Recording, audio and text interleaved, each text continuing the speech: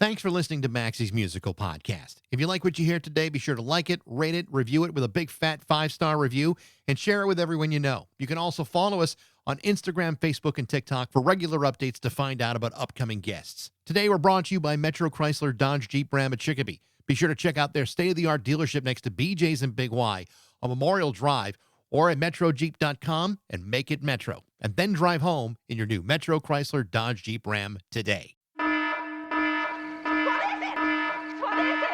It's Baxie's Musical Podcast. Resistance is useless.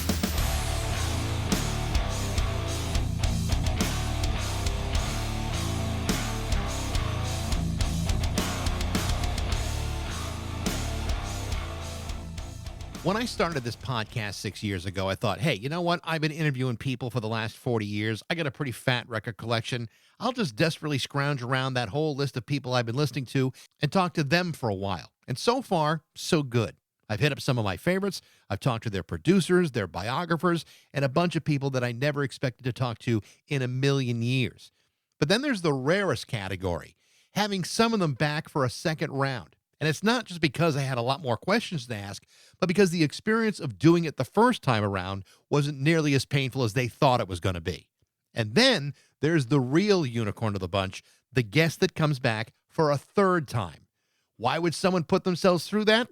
It's a good question, and it's only happened on 2 other occasions. And now it's about to happen again with my guest, Tracy Bonham, which is fantastic because over the last 3 years, those first 2 interviews made my year-end top 10 list of the best interviews of the year. Tracy Bonham is a 2-time Grammy-nominated artist who has earned gold records, achieved international acclaim, and gained the respect of fans and industry insiders for decades. In fact, her 1996 breakthrough debut album, The Burdens of Being Upright, is celebrating its 30th year since its release. And her single, Mother, Mother, was a hit not just here in the United States, but all around the world.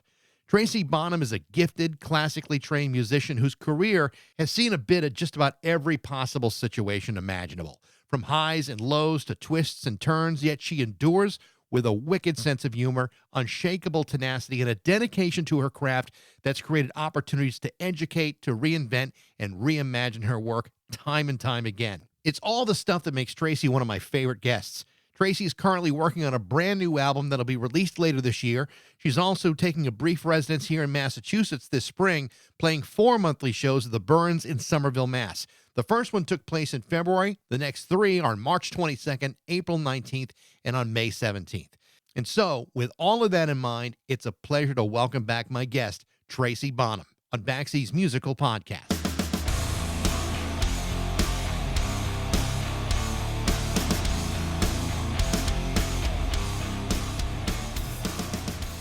Baxie. How are you? Good. How you doing? Nice to see you. Good to see you. Okay, I love your purple background. That's really You like yeah. that? For $20 on Amazon, I was able to get a light. Unbelievable. Oh, I love it. Thank you. Thank you very much. Very nice. So what happened the other day? You got caught up in the storm, huh? Oh yeah, I got stuck in Boston.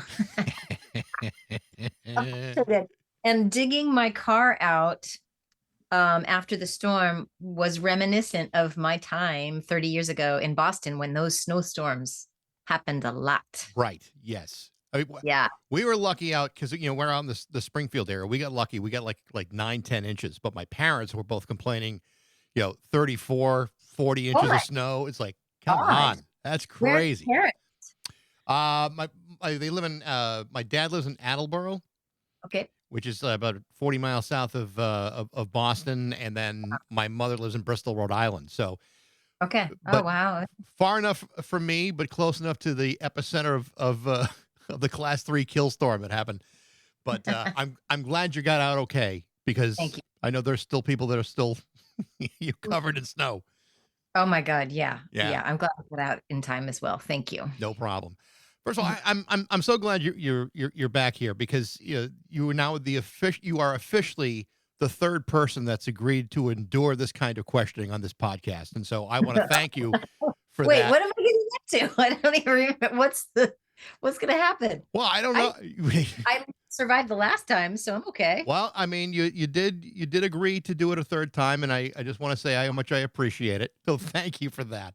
Okay. I know there's a lot to talk about and a lot to get into here, but one of the things that I want to talk about, right away was something that you did at the end of last year, and that is the timeless Tracy Bonham Christmas classic, "Unfuck This Unfuck Christmas." And I love the holidays as much as anybody, but this is a Yuletide carol that will be with my family for forever. That's not leaving the playlist. I love it. I love that so much. Yeah, little jingle bells, a little chorus, a little, harp, and a little fuck this shit. Oh my God. Well, usually like a fuck this shit and Silent Night almost go hand in hand if you're doing it correctly. Exactly. Exactly. Tell me a little bit about that, because I thought it was absolutely fantastic. Good. I'm so glad you liked it. I had written it actually and made a little voice memo demo the year before. So it was right after the election results. Sure. Right. And it was far worse. I mean, those lyrics would have definitely gotten me into, like, I would have probably had FBI knocking on my door. And some verses I really had to, I performed it actually at a Christmas party that year, and it felt kind of like we were in 1930s Berlin. It's like secret, like hang with all these artists. It was really fun. But then I put it away because I was like, okay, yeah, it's a little scandalous, and I don't want to get myself like totally blacklisted, do I? And then as the year, the new year turned and it was now 2025, and things just kept getting weirder beyond. You never think it can get weirder. Right. But then it does.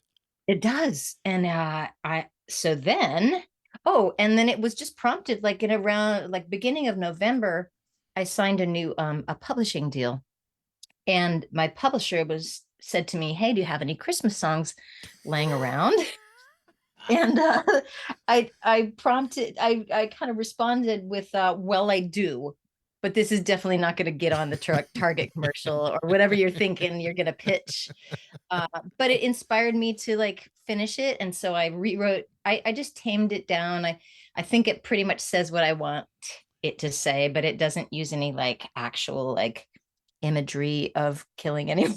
Well, I think an intelligent listener, an intelligent fan could probably read between the lines without being smashed in the face with a frying pan about it, or like Yeah.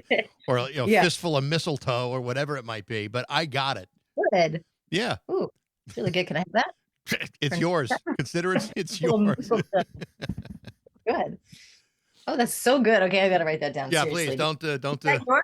Yeah, of course. Listen, it's the world's now. I'm not It's the precious about world. that shit.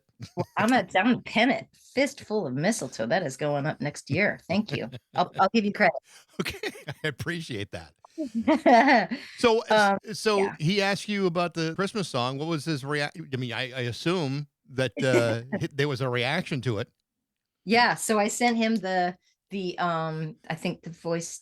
I think I sent him the demo. I'm not sure if I sent him the really scandalous one, but I sent him a newer version of it. And he's like, "Hey, this is really great. Yeah, you're right. We can't use it for any pitches, but go ahead and like you never know." We'll have it in our arsenal. But then I just realized like I really want to release this self-release. Nowadays, people can do that. Like Joe Schmo can like release something from his bedroom. And so it was really pretty fun. My parents even like it.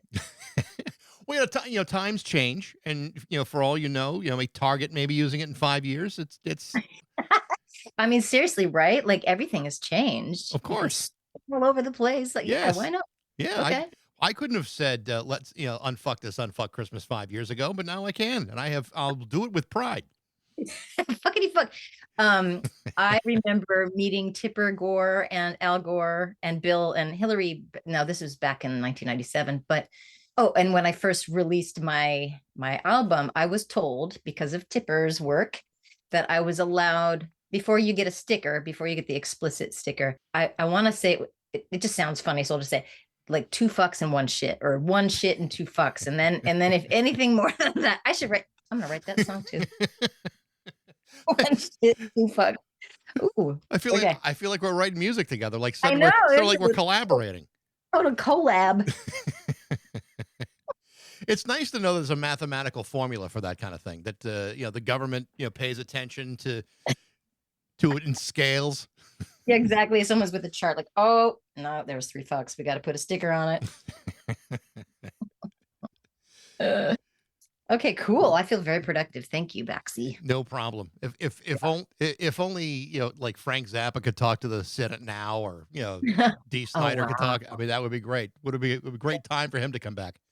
Or Fred Rogers, Well, there's that too, right? right? Oh, It's amazing to me, and you and I are about the same age, and it's upsetting that it's been 30 years since you released that debut album. 30 years. I mean, come on. I know it is weird. It's super trippy. I mean, it's so weird when you can start thinking about things, in 30, 40, 50-year intervals, and all of a sudden you realize, hey, wait a minute, time's a wasted here. I should maybe be productive with my life. Yeah. You more so than me, but it's amazing to me that that's been 30 years. It's such an important part of your career to have had such success early on. And I know how, the difficulties of it, trying to, follow up on that. We've talked about that before, and it's certainly not easy to follow up on any level of success. But when you look back at it now, after all this time, do you have a different perspective of that record and what it meant to you? Oh, yeah. I have a different perspective. And also it just feels like it's very relevant and alive today. Like it's very, just the message that I want to relay to people is pretty much like, that's the album. So this is perfect. I love the full circleness of it. And I tend to go back and do remakes and redos. I know this, but, that album in particular was a young girl's perspective, youngish, wasn't like a super young baby chicken, but I had gone through some abusive relationships. I was still learning how to, I was going to say, use my voice. I was learning where to find my voice. And I had had a lot of trouble speaking up for myself in my life. So it's ironic that I screamed once and then the whole world responded. I was like, oh God, wait a minute. Now I'm this, it was definitely kind of like an expansion. And then when I look back at it, I recoiled because I was afraid of being labeled, afraid of just being minimized to that. Now, 30 years later, I'm still working. I can't believe how long it's taken me to find my voice still. So I'm just digging it up, and I'm trying to kind of connect the dots. Well, you everyone changes as they get older, and your priorities at 20 are not going to be the same priorities at 50, and even the way you look at yourself and the world around you. I mean, of course it changes. I think it's one of the reasons why, in the last couple of records, Modern Burdens and Sky Too Wide, when you went back, reinterpreted these songs, they became totally different songs. And in some ways, because of age and perspective and maturity, the meanings behind these songs, while they may have been word for word recreations, they came off so differently, and in some ways even better, I thought. I like that too. Yeah. Write that down, because that may slip my mind too. Because you don't want to repeat yourself, and then you definitely don't want to go backwards. So it's really nice to hear, and it's important to always try to, one up yourself, or just improve and grow and evolve. I think like for example, the last time we talked about Jumping Bean, Okay. and I thought that the new version was superior to the original, because I was listening to it as someone who's more mature and could hear there's a different meaning now, even if it's unspoken. And I think that's how you do that. There's a magic about that in a way, because you just don't. When you hear a song in your teens, it doesn't seem like it's ever going to change its meaning, but it does. Right. The more you hear it, or if you're looking at the world from a different way, it's amazing how you were able to do that. Well, thank you. And I think, the way I sang it and the way I arranged it, I think maturity, what I'm hearing is maturity in the space around it. It didn't have all of these instruments, and, it didn't have like this in your face, there's no room for anyone or anything else. The newer version is like laid back, there's space. And I think vocal performance just had a bit more age, wisdom, whatever experience. Yeah. I mean, that was one of the reasons why I thought it was so great. It's like, you know what? I almost wish more artists would go back and look at what they did and say, how would I do this today? Would I Yeah. have done it any differently? And you wonder, what would come out of something like that? Right. It's really cool. Yeah. Cause a lot of artists, they want to do re-records, which I get. It's completely valid endeavor. And I tried that once because it's smart if your label owns the masters forever in perpetuity. Well, Um, whose fault is that? yeah. My lawyer? It's okay. But you do have a new album that you're working on right now, and my understanding is it may come out sometime this year. Yeah. Are Yeah, you- exactly. That's the plan. I'm hoping for fall. I'm going in actually in like 2 weeks to start the recording. Wow. So it will totally be out by fall. So I mean, what are you looking to do with this one as opposed to what you did the last couple of records? Yeah. So I want to capture what I'm doing on stage because I think I'm developing a really cool show, whatever it's called, production. And it's using the songs from Burdens of Being Upright, but it's going to be centered around a string quartet because that's kind of my world, I'm reconnecting with my classical stuff and I'm having a blast since Sky Too Wide. I'm having a blast doing string arranging.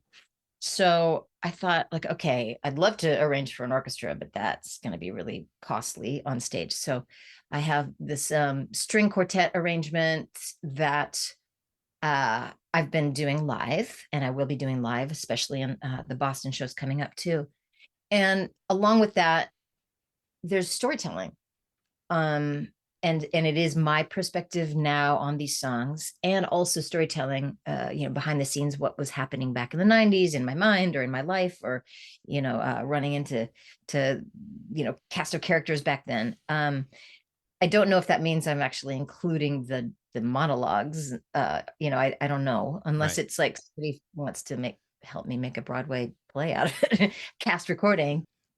So that's really what I want to do is capture the music, and the arrangements are great because they do have this classical slant, but they're edgy and fiery and rock, and I'm still, rocking out on the guitar. And Now are yeah. these going to be all new songs, or are you going to go back So, and go back. I'm gonna one more time, because the 30th anniversary is like your 40th anniversary. No, I'm not. I promise I won't re-record Burton's songs for the 40th or the 50th. I think this is my last hurrah on the anniversaries, maybe.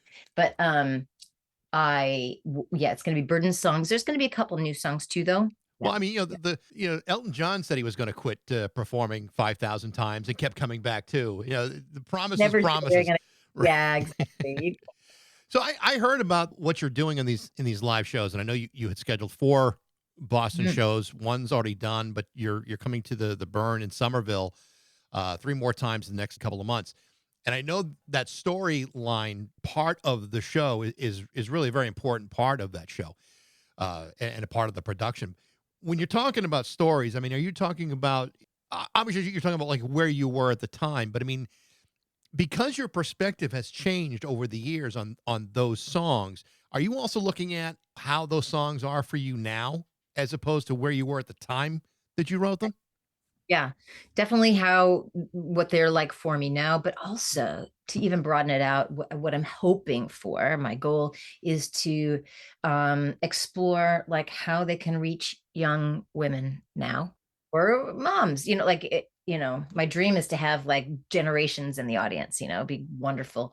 And the theme really is like getting in touch with your anger, which as women and young girls, we don't have the tools, or at least I didn't have the tools, I'll say.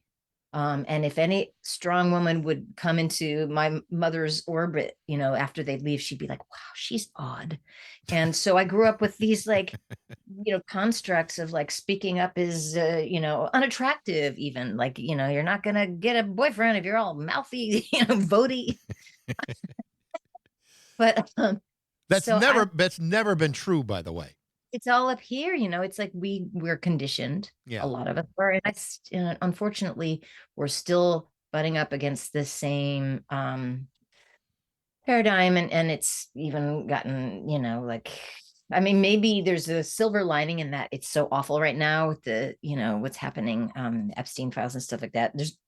I shouldn't say there's a silver lining at all, but just the absolute exposure as to the horrifying, like how bad it can get. Like, all of us are inspired to now really get those tools, sharpen those tools, figure out how to speak up, figure out how to protect yourself and others and our children, like in a way where I think maybe we're a little asleep before, we're like, oh, I mean, at least I'm going to say for a lot of us who are not like people of color too, like we just kind of grew up thinking like, oh, that's so bad, which is really awful.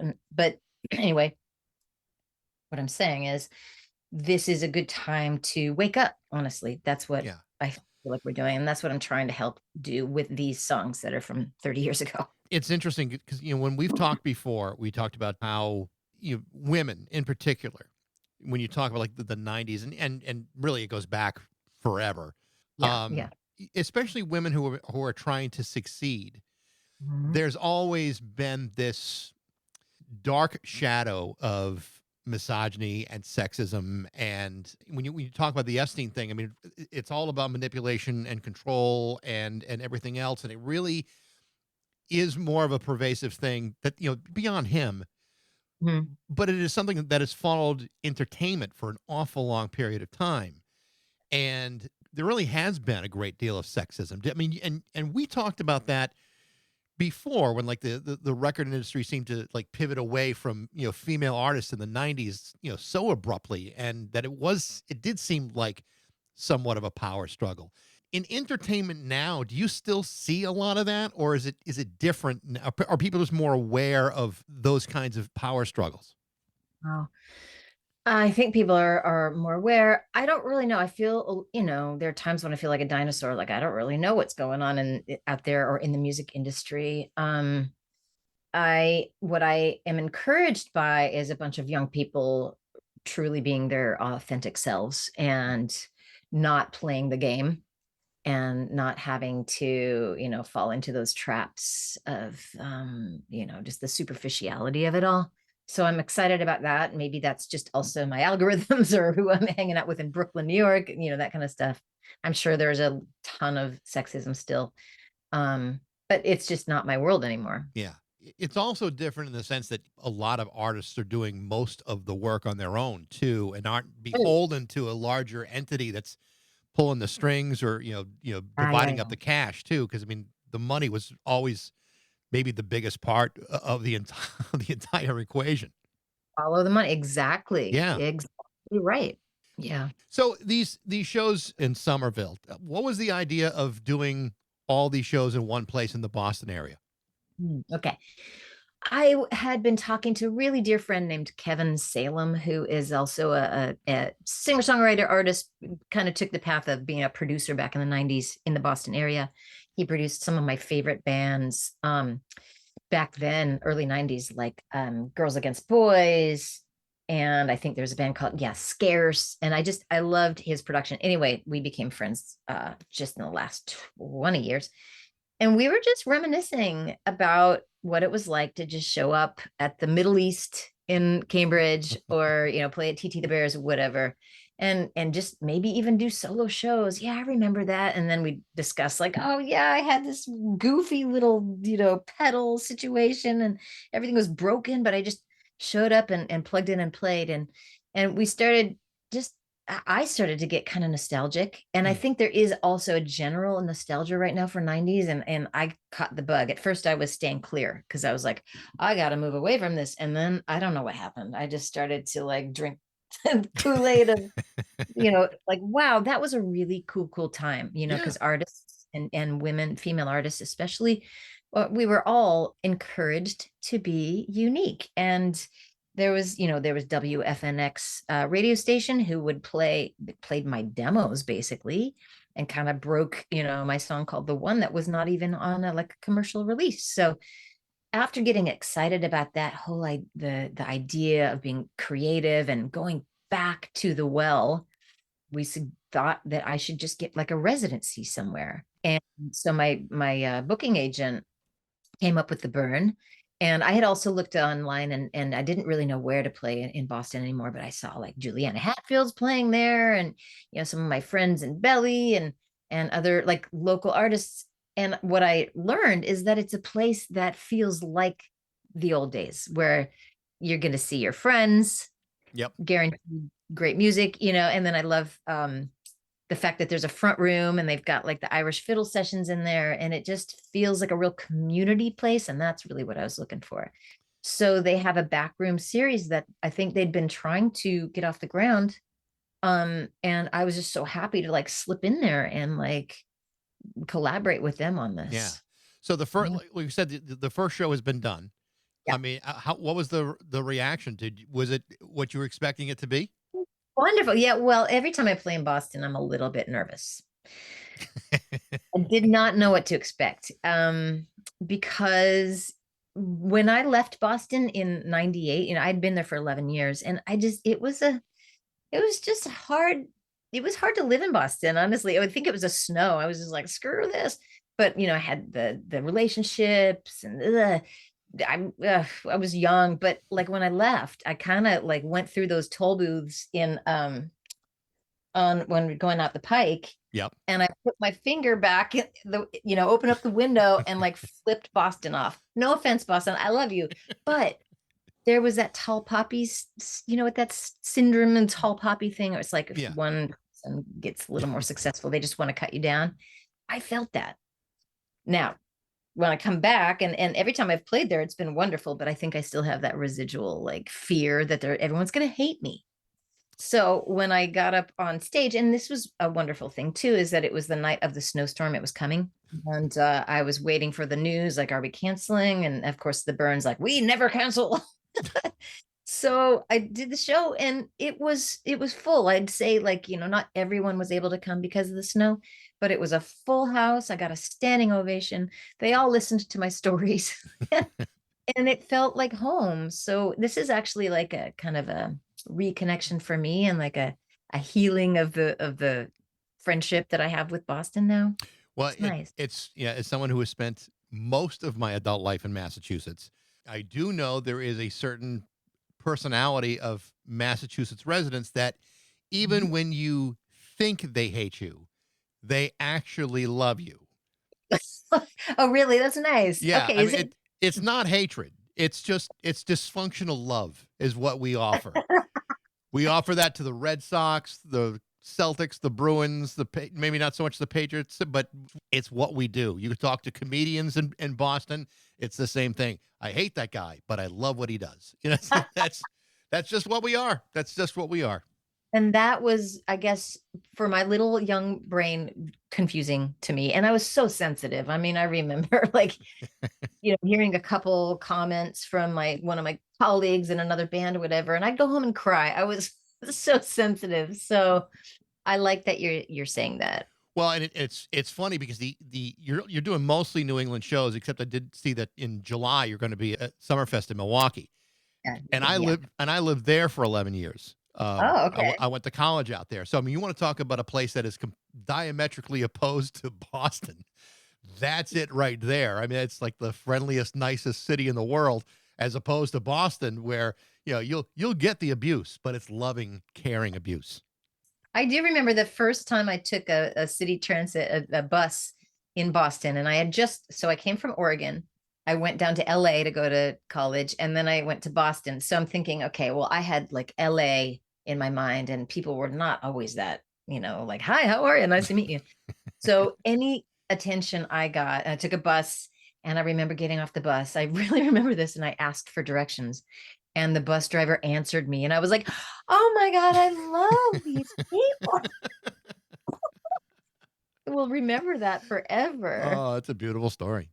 One of the things we didn't get a chance to talk about last time, or even the time before, is you've had a tough couple of years here health wise. In 2024, you were in the midst of a battle against breast cancer. Just out of curiosity, how are you doing today, and how are you feeling? Great. Are you Thank you. good? Feeling excellent. Yeah, thank you. Great. Yeah. I mean, Thank you. we all know people who have dealt Yeah. with cancer or Ah, dealt with it personally. Cancer's an asshole. I mean, it's awful. And it's like it's showing up everywhere, which I don't like. yeah, I Okay. agree. But I mean, you were able to get through it and you're feeling fine. I was so lucky to catch it early. Really, really lucky. And then I have great doctors, and turns out the margins were clear. And I'm just taking a little, hormone blocker thing for another couple of years and good to go. Yeah. Yeah. It's interesting because I just saw you on a video with Matt Pinfield, another guy that went through a catastrophic health crisis He, himself, and he looked fantastic. And I thought, man, thank God he survived what he did, because that was a pretty scary thing. oh, and he's so diligent about getting himself back up. Wow, what an inspiration. Yeah, amazing. It's good. It was good. It was good to see him, feel good, but it's also, good to see you guys, kind of reconnect as friends. I don't know Totally. so much about your relationship, but I was like, oh, that's pretty neat. That's pretty cool. That's just him. It's like you don't see him for 30 years and then he's like, my friend. Well, I hope that in 27 years, when we keep doing this, you feel the same way, and you're not going to say, "Oh, Totally. here he goes again with that stupid barrage of questions." I'll be so old it won't matter. I won't remember. Again, we're the same age, so we're both going to be feeling that way. It's fine. It's fine. We'll have a new audience. It'll be AI anyway. There'll be robots everywhere. Yeah, We can just, yeah. I'm so glad we get a chance to talk again, and I'm looking forward to the new record when it does come out in the fall. That'll be Great. great. Thank you so much. Tracy, it's always a blast to talk to you. Thank you so much. Thank you, Baxie. We'll talk to you soon. Take care. Take Okay, I care. love that purple behind you. It's Y- so good. Nice, huh? You like it? Love it. All right, take care. Take care, Tracy. Bye-bye. Tracy Bonham is coming to the Burrens in Somerville, Massachusetts on March 22nd, April 19th, and on May 17th. Her new album is expected out this fall. Thanks for listening. I hope you enjoyed it. If you did, you can always email me at bax@rock102.com. I'd love to hear what you think. Thanks to Metro Chrysler, Dodge, Jeep, and Ram at Chicopee for their support. But most of all, thanks to you for listening to Baxie's Musical Podcast.